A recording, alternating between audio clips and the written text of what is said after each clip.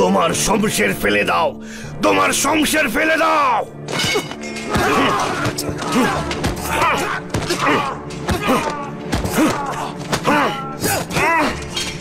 আঘাত করা বন্ধ করুন মালিক, ওকে বন্দি করে ফেলুন। প্রহরী, তাকে নিয়ে যাও।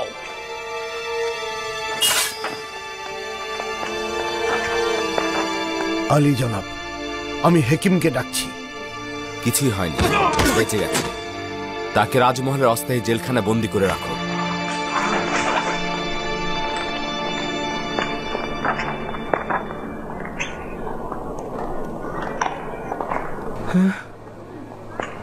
কি হয়েছে আলী জনাব? জনাব, ইউজারশিপের উপর আক্রমণ হয়েছিল। এই রাজমহলে এসব কি হচ্ছে? তাদের হক রয়েছে, কেননা ইউজারশিপের বেঁচে থাকা তাদের বিনাশের কারণ হবে। কেন চোরাগোপ্তা হামলা করছে? পেছন থেকে হামলা করা তো কাপুরুষের কাজ। আজ্ঞামোহর খুবই চালাক লোক। তার ধারণা শুধুমাত্র ইউজারশিপকে হত্যা করলেই সে নাজাত পাবে। সৌভাগ্যবশত জখম গুরুতর নয়। কয়েক টুকরো কাতন ও গরম পানি নিয়ে এক্ষুনি আনছি জনাব।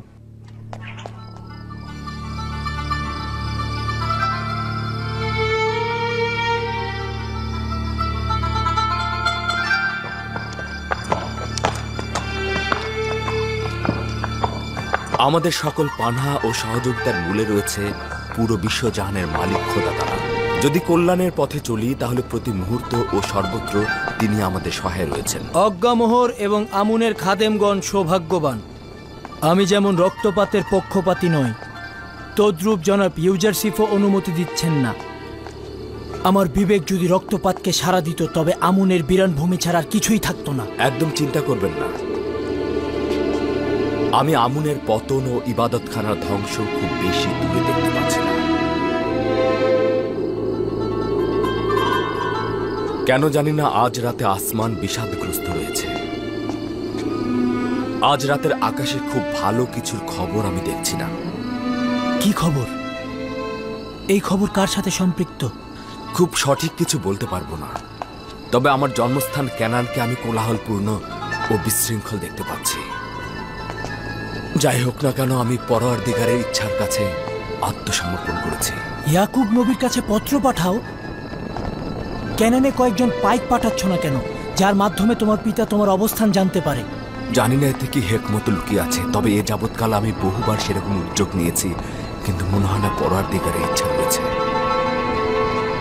হয়তো আমাদের দিদারের সময় এখনো আসেনি।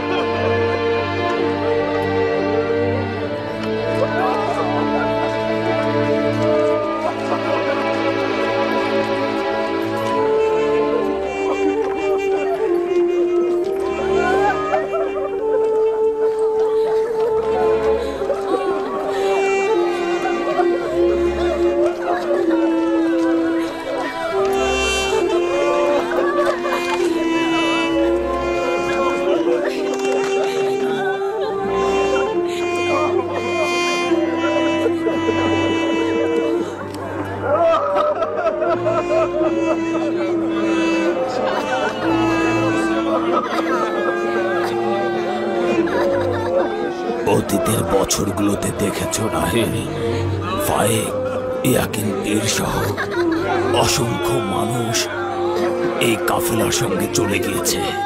গত বছর গেল জুলফা আর আজকে বেলহে। এইভাবে করে মৃত্যুর কাফেলা বিরতিহীন চলছে। আদম সত্তাগণ একের পর এক নিরুপায় হয়ে এই কাফেলার সঙ্গে যুক্ত হবে। যদিও বেলহে ও জুলফা আমার সন্তানদের মধ্যে হিংসার বীজ বপন করেছিল,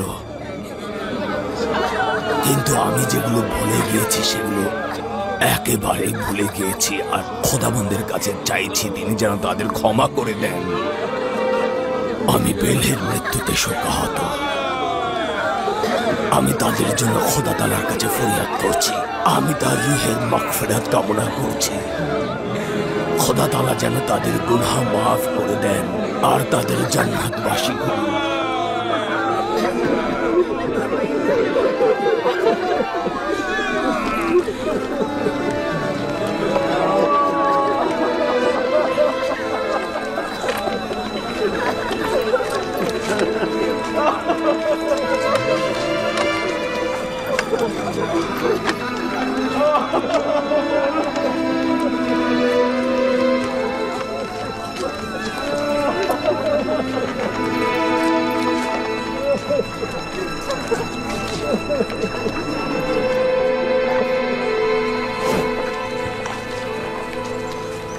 আমি এই রাজমহলে জিন্দেগি গড়তে পারবো না।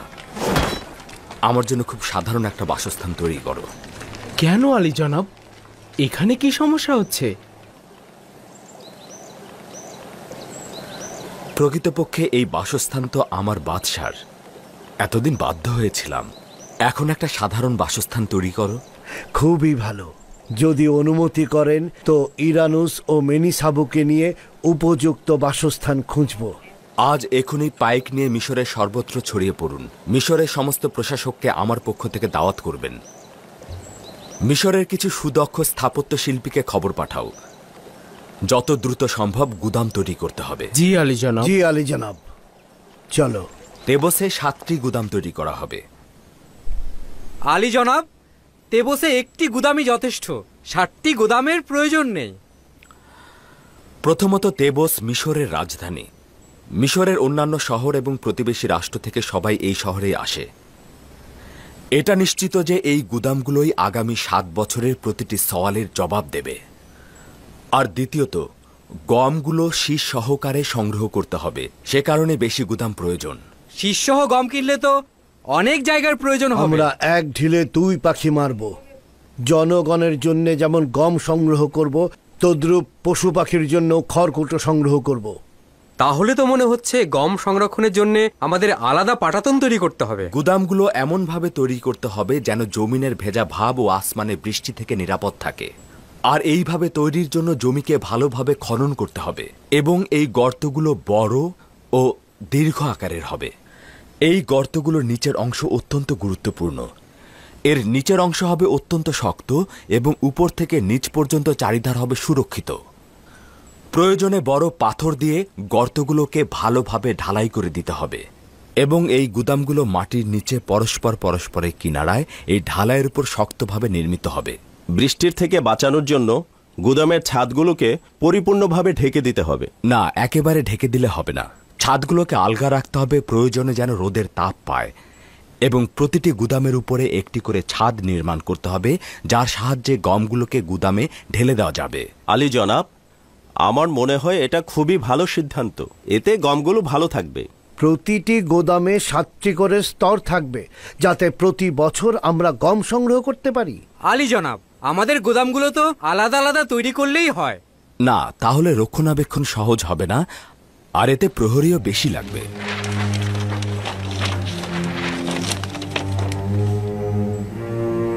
সম্মানিত প্রশাসনিকগণ, লক্ষ্য করুন, একই সময় গুদাম তৈরি, নহর তৈরি ও নীল নদের উপর বাঁধ নির্মাণ কাজ শুরু হবে, যেন নীল নদের পানি বিস্তীর্ণ এলাকায় সরবরাহ করা যায় এবং বিশাল এলাকা জুড়ে চাষাবাদ শুরু করা যায়।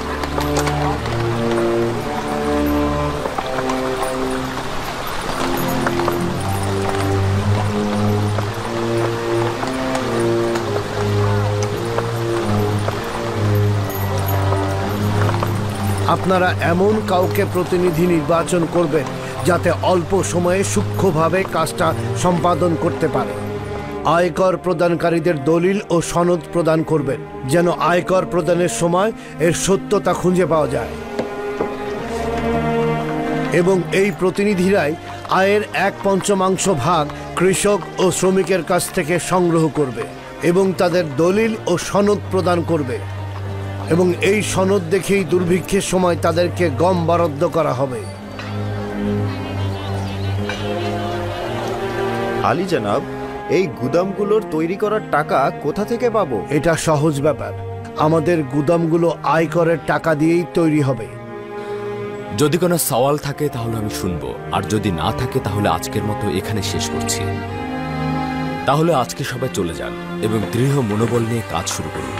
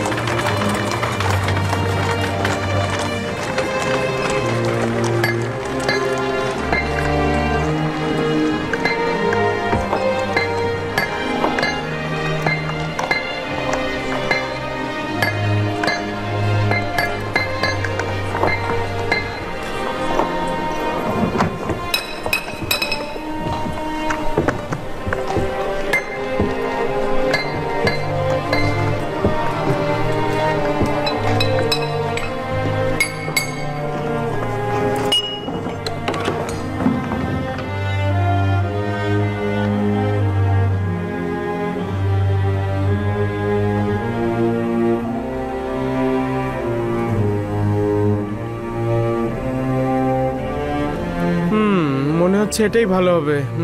আশা করছি খোদার নবীর এটা পছন্দ হবে। যদি খারাপও হয় তবু সে গ্রহণ করবে। ঠিক আছে, বাদ দাও। চলো আমরা ভেতরটা দেখি।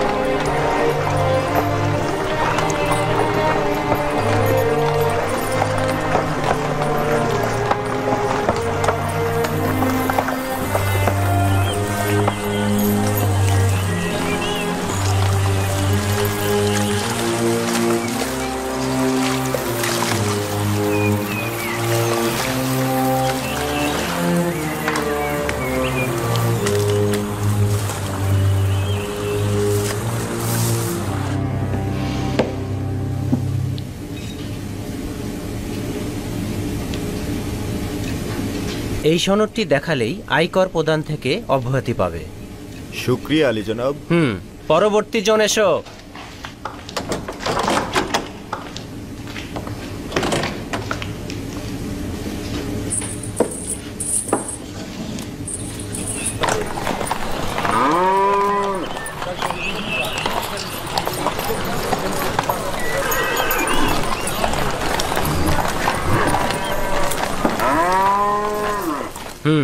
এই আয়কর 3 বছরের। এই সনদের ভিত্তিতে তুমি পরবর্তী 6 বছর আয়কর প্রদানে মাপ থাকবে। পরবর্তী জন এসো।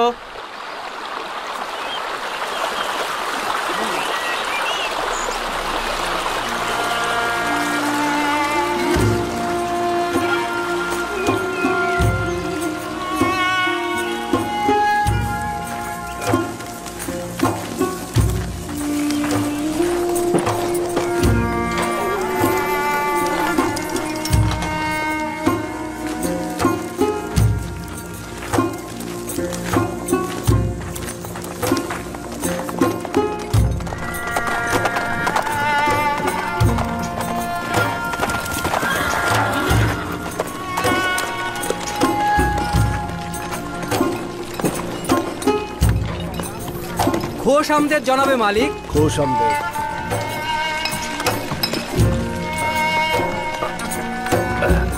এই সাবধানে সাবধানে,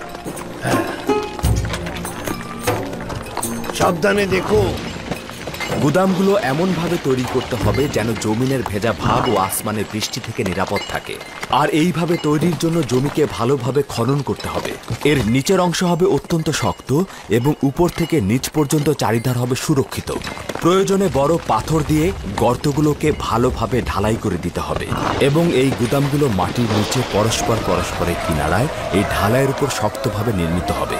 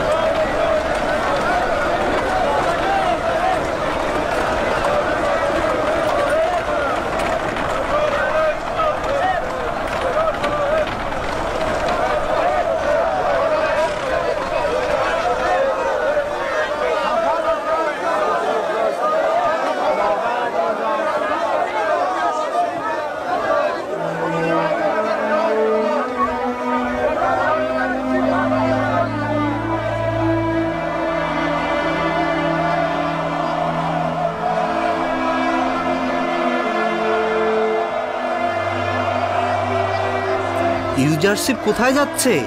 জনাব ইউজারশিপ কৃষিকাজ দেখাশোনা ও গুদাম তৈরির কাজে মেমফিস যাচ্ছে। তিনি সিদ্ধান্ত নিয়েছেন মিশরের সব শহর ঘুরে দেখবেন।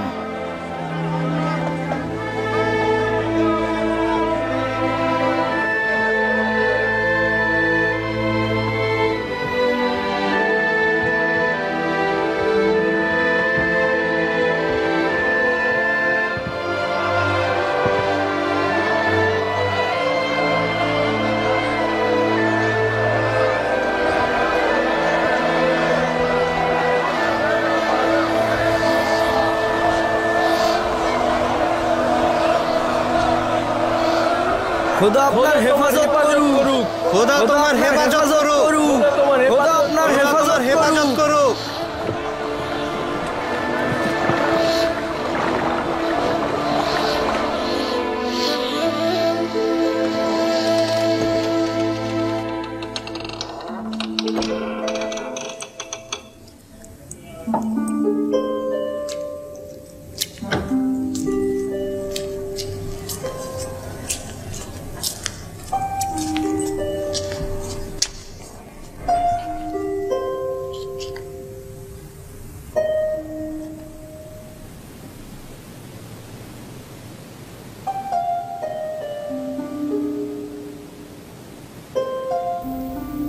আবার কি হলো? কি ঘটেছে?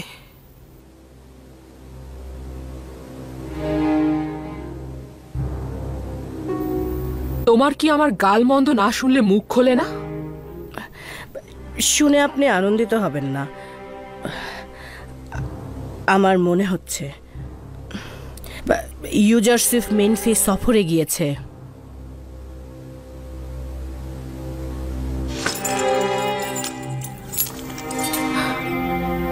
তোমার মাথার বন্ধনীটা শুধু সাপের মতোই দেখতে না, তোমার মুখের বিষাক্ত ছোবল সাপের থেকেও বেশি বিষাক্ত। একবারের জন্য খোঁজ খবর নিয়ে আসতে পারো না?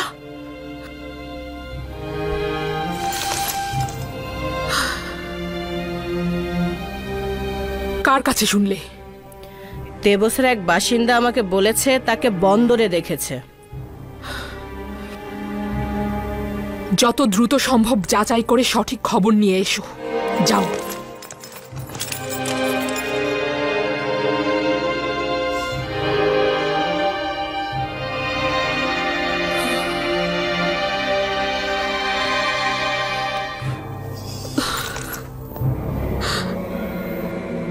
আমার জন্য কাজটি কঠিন হয়ে গেল। ইউজারশিপের উপর নজর রাখা কঠিন হয়ে গেছে। সে প্রতিদিন মিশরের বিভিন্ন প্রান্তে যাচ্ছে। অনেক দেরি হয়ে গেছে। আরো পূর্বে ইউজারশিপকে হত্যা করা উচিত ছিল। এটা তোমাদের অমনোযোগিতার ফসল, নয়তো ইউজারশিপ জীবিত বেরোতে পারত না। রাজমহলের যে সিপাহীকে আমরা নিয়োগ দিয়েছিলাম তাকে নাকি হত্যা করা হয়েছে। ঘটনা হচ্ছে ইউজারশিপকে হত্যার উদ্দেশ্যে যখন ছুটে যাওয়া হয় তখনই তাকে হত্যা করে ফেলা হয়। যা হয়েছে ভালো হয়েছে, নয়তো আমেন হতে আমাদের বিরুদ্ধে কঠিন ব্যবস্থা নিত। এটা মহান আমনের নির্দেশ। দুর্ভিক্ষ মোকাবেলায় ইউজারশিপকে সফল হতে দেয়া যাবে না। যতটা পারো গম গুদামে সঞ্চয় করে রাখো। ইউজারশিপকে কোনোভাবেই দুর্ভিক্ষ মোকাবেলায় সফল হতে দেয়া যাবে না। মিশরের সব ইবাদতখানায় পাইক পাঠাও। জনগণকে ইউজারশিপের বিরুদ্ধে খেপিয়ে তোলো। ঘটনাটা কি সত্যি? জীবাণু আজ সকালে সঙ্গী সাথীদের নিয়ে তিনি রওনা হয়েছেন। আমি খোশ মেজাজে ছিলাম, কেননা ইউজারশিপ এই শহরেই রয়েছে। এখন তার বিরহ সহ্য করতে হবে। হে মিশরের শক্তিশালী খোদা, হে মহান আমন, এইভাবে আমাকে কাঁদিয়ে তোমার পুরস্কার দিচ্ছ। আমি তোমার কাছে তাগাদ করছিলাম আমাকে ইউজারশিপের নিকট পৌঁছে দাও, কিন্তু তুমি তাকে আমার নিকট থেকে দূরে ঠেলে দিলে। জানি না কেন তার খোদা তাকে এইভাবে সাহায্য করছে, আর তুমি আমার কোনো আকাঙ্ক্ষার কথাই শুনছো না। কেন তুমি আমার আকাঙ্ক্ষার প্রতি অমনোযোগী? কেন অমনোযোগী? কেন?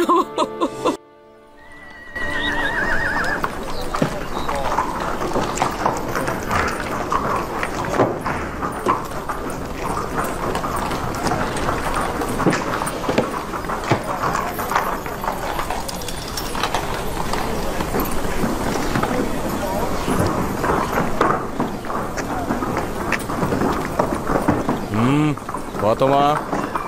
আমার সঙ্গে কোনো কাজ রয়েছে? আয়কর দিতে যাচ্ছ বুঝি? হ্যাঁ। দুর্ভিক্ষ কোথায়? কেন এই মুদ্রাগুলো ওদেরকে দিচ্ছ? দুর্ভিক্ষ হলো কি হলো না এটা নিয়ে আমি মোটেও চিন্তিত নই। আমি 1 বছরের আয়কর দিয়ে 2 বছরের মৌকুফ পেতে চাই।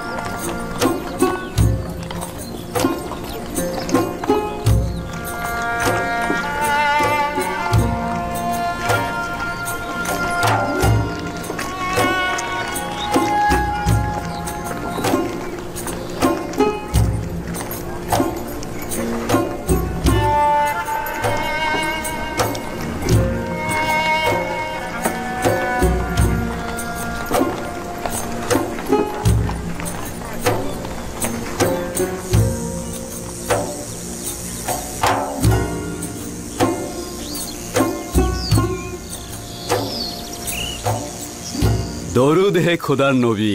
দরুদ। কাজ তো বেশ ভালোই এগিয়ে চলেছে। এইখানকার সমস্ত জমি লাঙ্গল দ্বারা চাষাবাদ করা হয়েছে। আজ বীজ ছিটানো হবে হে খোদার নবী। বাহ, খুব ভালো। এভাবে কাজ করে যান। আর মাথায় রাখবেন, 1 চিমটি জমিও যেন বীজ ছাড়া খালি পড়ে না থাকে। জি। রওনা করো, আসি।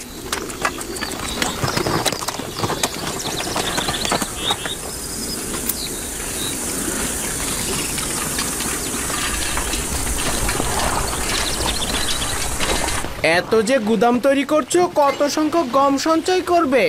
মিশরের জনগণের 7 বছরের শীষসহ গম এখানে জমা হবে, কেননা মানুষের পাশাপাশি জীবজন্তুরও খাদ্যের প্রয়োজন হবে। ইউজারশিপ তো সবাইকে নিয়েই মজা করছে। গমের শীর্ষসহ কেউ গম সংরক্ষণ করে নাকি? দূর, কি শুরু করেছো তোমরা? হ্যাঁ, কি শুরু করেছো?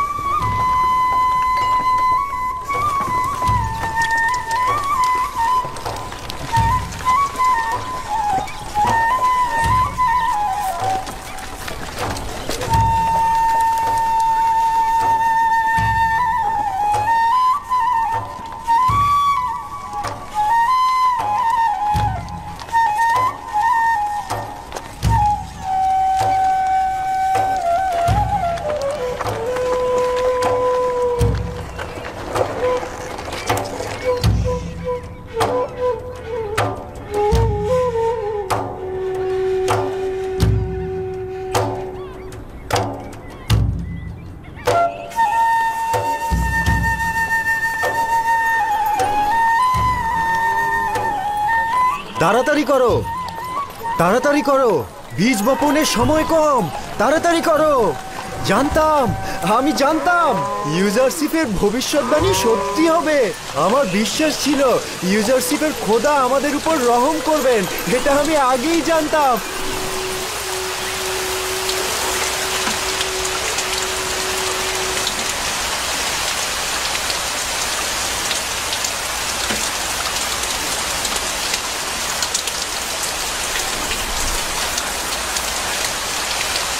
এটা ইউজারশিপের ভবিষ্যৎবাণী। কোনো সন্দেহই ছিল না এটা বাস্তবে ঘটবে। এই বৃষ্টির অর্থই হলো 7 বছর অফুরন্ত নিয়ামত। কি আজীব, তাই না? ইউজারশিপ দেখছি সব জানে।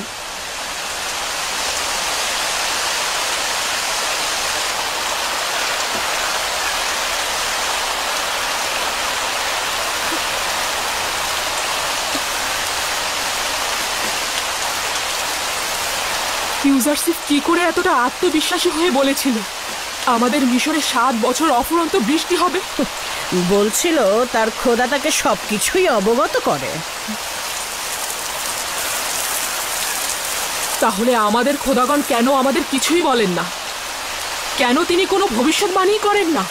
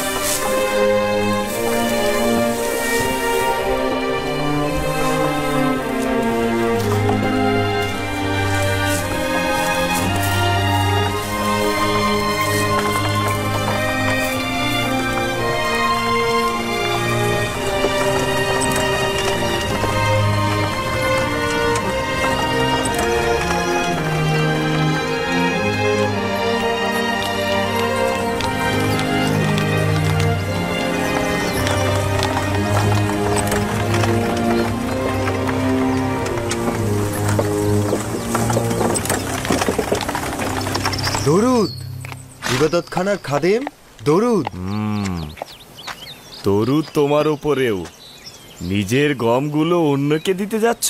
জি, দুর্ভিক্ষের জন্য জমা করতে যাচ্ছি। কোথা থেকে জানলে যে দুর্ভিক্ষের সময় ইউজারশিপের হুকুমতে এই গমগুলো তোমরা ফেরত পাবে? তা তো আমি বলতে পারি না, লোক বলল তাই যাচ্ছি। তুমি যদি গমগুলোকে নিজের হেফাজতে রাখতে তবে দুর্ভিক্ষের সময় নিজেই আরামে থাকতে পারতে। ইউজারশিপ ইনসান হিসেবে ভালো, আমি নিজেও তাকে বিশ্বাস করি। ইনসান সংকটের সময় নিজের আসল রূপ জাহির করে। এখন নিয়ামতের সময়কার ইউজারশিপ আর দুর্ভিক্ষের সময়কার ইউজারশিপের মধ্যে পার্থক্য তখন টের পাবে।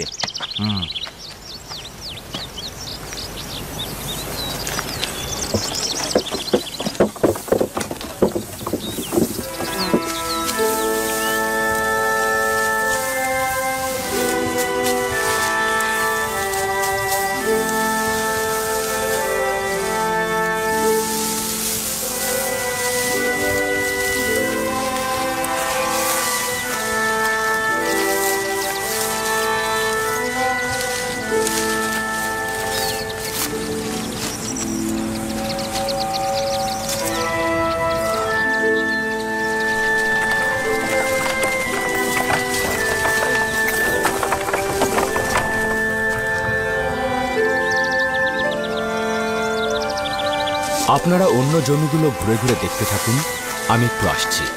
জি আলী জনাব।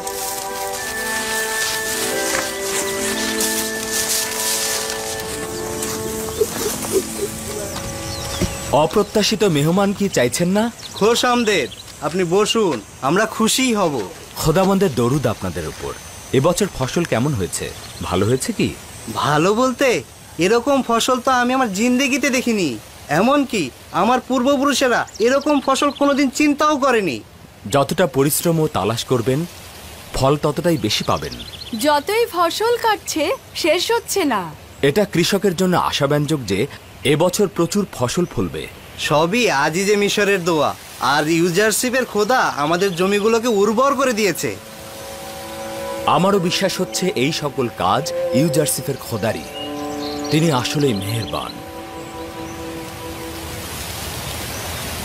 আচ্ছা, তুমিও কি তোমার পিতাকে সাহায্য করেছো? অবশ্যই। বাবা যে শীষগুলো কাটেন, আমি আর আমার বোন সেগুলো জমা করি। সাবাস সাবাস, তোমার পরিবারের আগামী দিনের পুরুষ তুমি। পিতাকে অবশ্যই সাহায্য করবে। আমি তাহলে আজকে উঠি। আপনি তো খাবারই খেলেন না। শুক্রিয়া। খোদাবন্দ আপনাদের হেফাজত করুন। খোদা আপনারও হেফাজত করুক। উনি কে ছিলেন? হায় হায়, আমি তো তার নামই জিজ্ঞেস করলাম না। বললেন না তো আপনি কে, কোথাকার অধিবাসী? ইউজারশিপ, আপনাদের খাদেম। রওনা হও।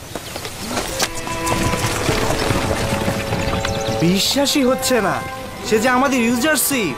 হাই ইউজারশিপ, আজিজে মিশর, সে আমাদের সঙ্গে বসে খাবার খেলো। হ্যাঁ,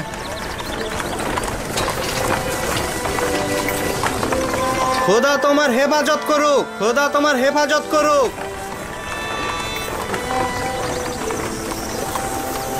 কি সুন্দর দেখতে, তাই না?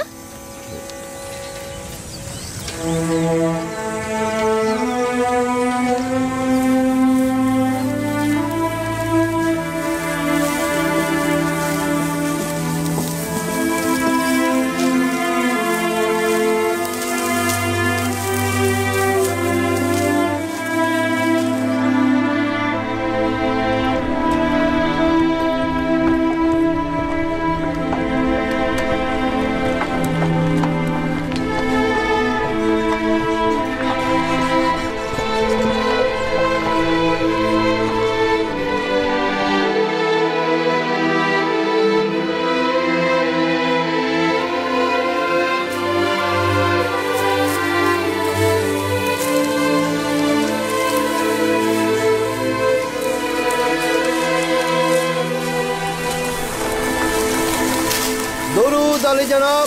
এই জমিগুলোর ফসল কাটা শুরু হয়েছে। এদিকটার কাটা শেষ, আজ ওদিকটায় চলছে। খুব ভালো। একটি শীষও যেন বাকি না থাকে। সব শীষ কেটে ফেলবে, ঠিক আছে? জি জনাব। খোদাবন্দ তোমার সাহায্য। দরুদ আপনার উপর। রওনা হও।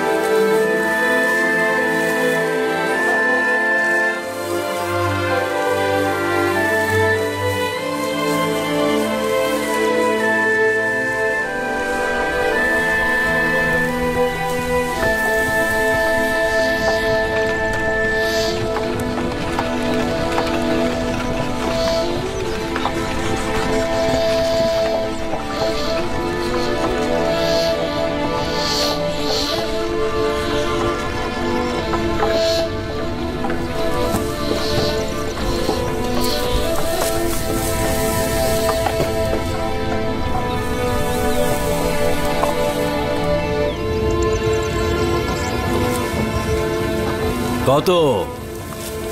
5000। তুমি কি নিজের জমিতে চাষ করেছো নাকি বাদশার জমিতে চাষ করেছো? বাদশার জমিতে। দরুদ জনাব। রাষ্ট্রীয় গুদামে গম হস্তান্তর কতখানি সাড়া ফেলেছে? খুব বেশি আশাব্যঞ্জক নয়। খাদেমগণ জনগণের মধ্যে বিভ্রান্তির সৃষ্টি করছে, তাতে জনগণের মনে সন্দেহের উদ্রেক হচ্ছে। ওদেরকে এখানে ডেকে আনো, ওদের সঙ্গে আমি কথা বলবো। এই তোমরা শোনো, জনাব ইউজারশিপ তোমাদের সঙ্গে কথা বলবেন। তোমরা তোমাদের কাজ বন্ধ করে ইউজারশিপের কথা শোনো। এসো এসো, এদিকে এসো।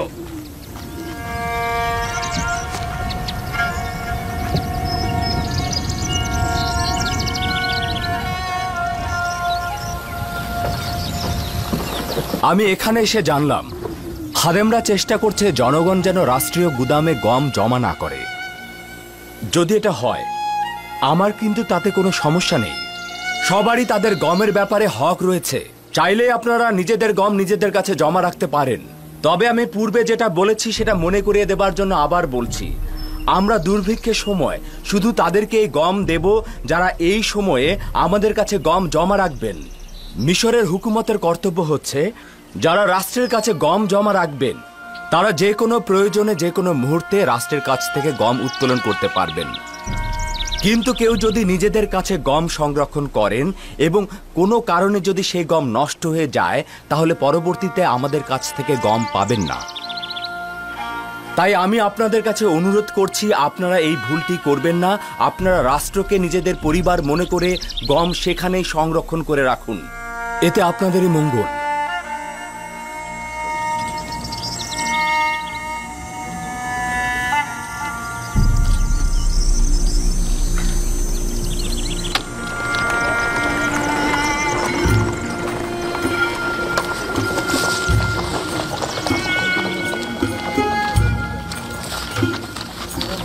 আমাদের গমগুলো এখানে জমা আছে বলে স্বস্তি অনুভব করছি। আমি ইউজারশিপকে চোখের চাইতেও বেশি বিশ্বাস করি।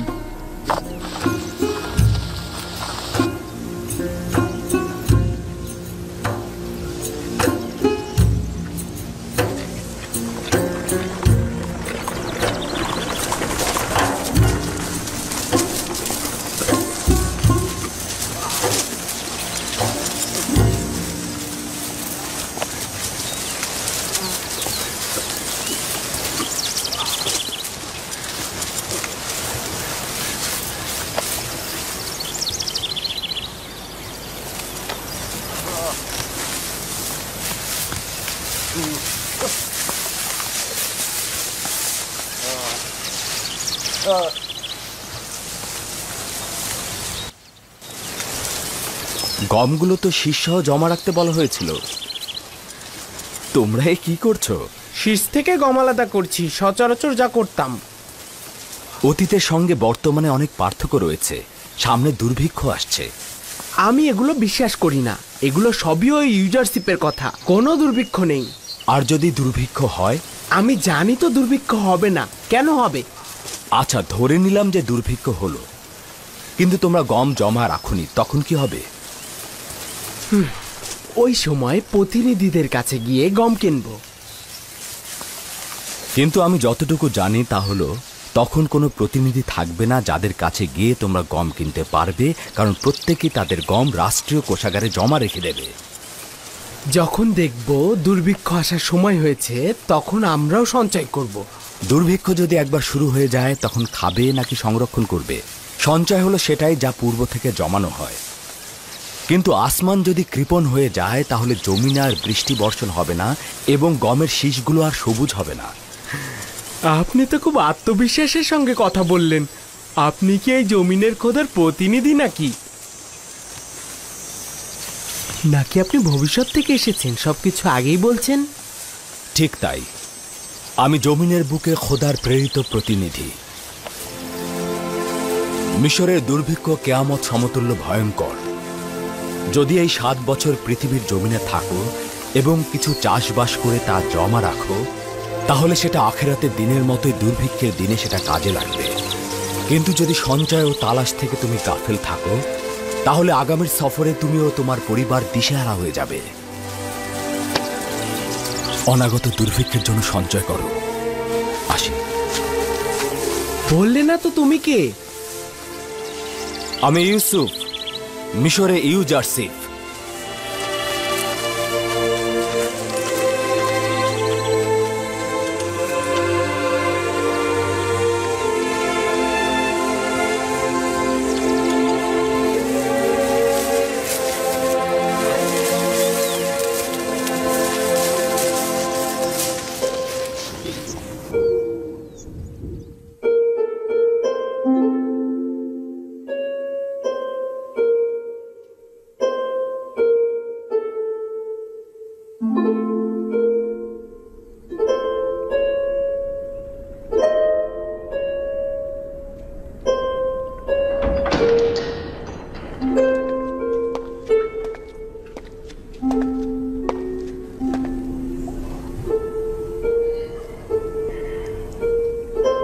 বানু, জুলেখা। রুদামন, তুমি আমার জন্য ইউজারশিপের কোনো খবর এনেছো? এক এক দিন এক এক শহরে গুদাম তৈরি, শস্য উৎপাদন, আয়কর জমা নেওয়া এসব তত্ত্বাবধান করছে। সে দুর্ভিক্ষের বিরুদ্ধে শস্য জমা করার সংগ্রামে মশগুল রয়েছে। এই 5 বছরে সে বিবরণ পেশ এবং সলা পরামর্শের জন্য অখনাতুনের কাছে বেশ কয়েকবার এসেছিল। এবার ফিরে এলে আমাকে খবর দেবে।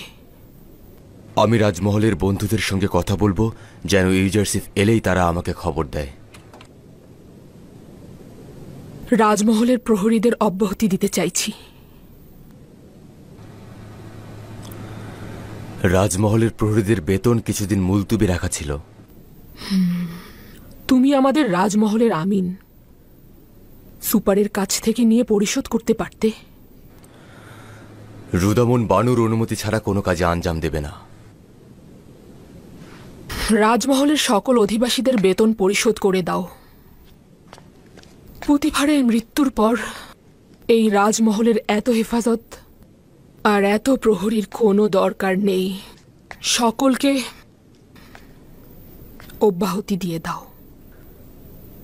খুফু ও সুপারকে এখানে ডেকে নিয়ে এসো। কিন্তু বানু, রাজমহল প্রহরী ছাড়া নিরাপদ নয়। প্রহরী না থাকলে চুরির সম্ভাবনা রয়েছে। তুমি যেহেতু আছো, আমি নিরাপদ বোধ করছি। যদিও জানি কাজটি ঠিক হবে না এবং আমার একার পক্ষে কাজটি সম্ভব নয়, কিন্তু আপনার ফরমানের প্রতি আমি অনুগত।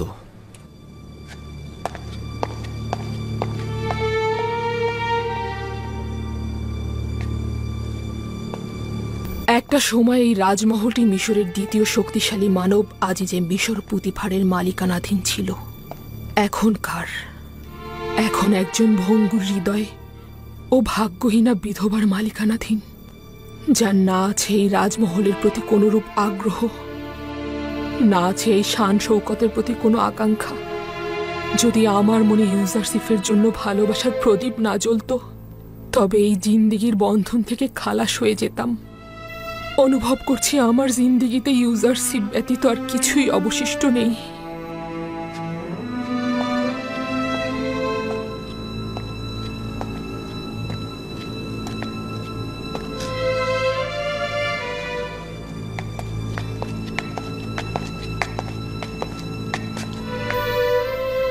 রাজমহলের সকল কর্মকর্তা, কর্মচারী ও প্রহরীদের স্থগিত বেতন দিয়ে দাও এবং রুদামন ছাড়া সকলকে অব্যাহতি দিয়ে দাও। তাদের বেতন দেওয়ার আমার আর সামর্থ্য নেই।